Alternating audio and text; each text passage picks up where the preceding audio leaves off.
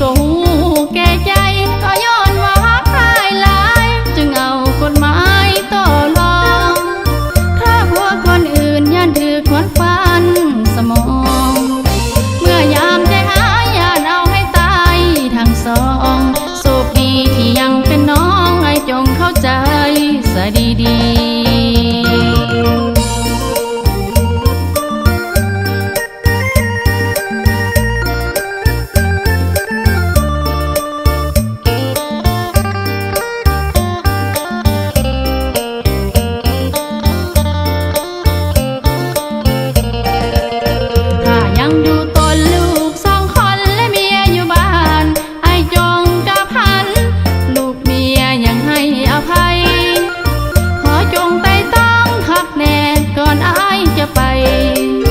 ถ้ายังฝืนดื้อน้องขอเตือนเป็นครั้งสุดท้ายน้องจะฟ้องกฎหมายว่า